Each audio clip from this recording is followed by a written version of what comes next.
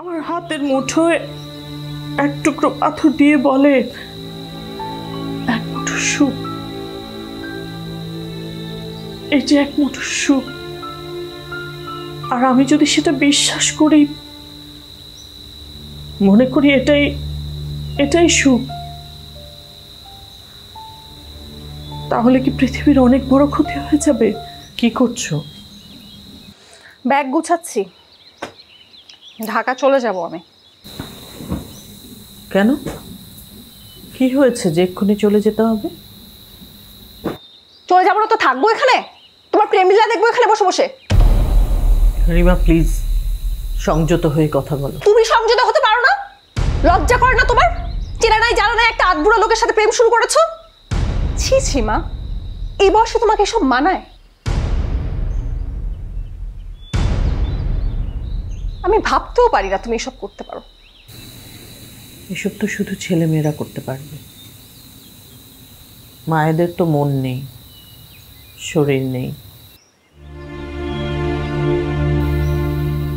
মায়েদের অসুখ বিসুখ হলে প্যারাসিটামল নিয়ে এক গ্লাস পানি নিয়ে কেউ আসতে পারবে না।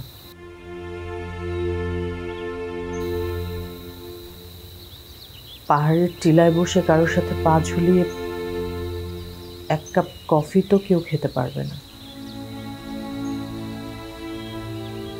এসব তো শুধু সন্তানরা করতে পারবে।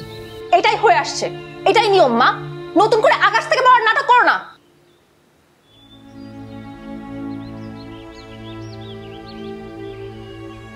তোর যখন 5 বছর বয়স,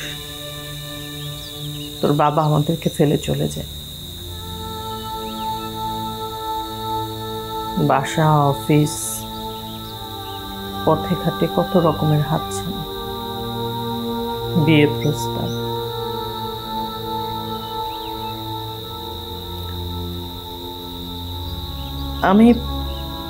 আমি চাইলে তোর বাবার মতো কাউকে বিয়ে করে বিদেশে সেটেল হয়ে যেতে পারতাম, কিন্তু সেটা করিনি। কেন করিনি জানিস? মনে করেছি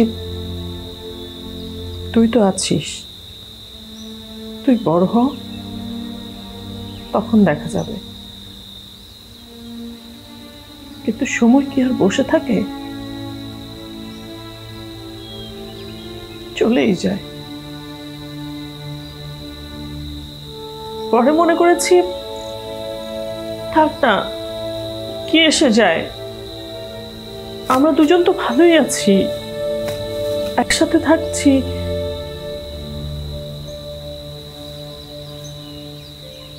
এখন তুইও অস্ট্রেলিয়া চলে যাবি, একবারও কি কখনো ভেবেছিস তুই চলে গেলে আমি একা একা কেমন করে থাকবো? একবারও ভেবেছিস যে আমাদের এতগুলো বছর একসাথে থাকার অভ্যাস, সেটা কি হবে?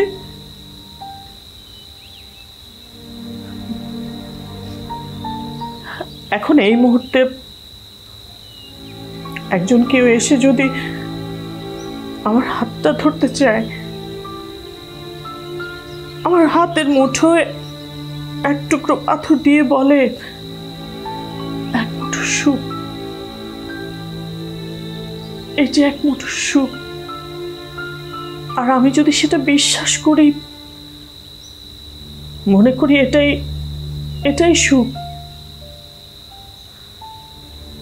তাহলে কি পৃথিবীর অনেক বড় ক্ষতি হয়ে যাবে?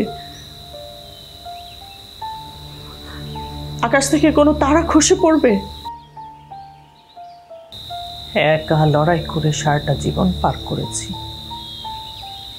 নিজের সাথে, পরিবারের সাথে, সমাজের সাথে লড়াই। আমি ভেবেছি তুই বড় হয়ে বুঝবি,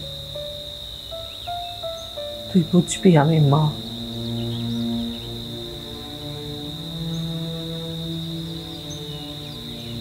কিন্তু আমি এখন আর শুধুমাত্র কারো মা হয়ে বাঁচতে চাই না, মানুষ হয়ে বাঁচতে চাই।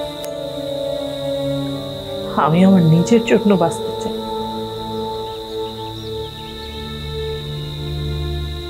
তাতে যদি আমাকে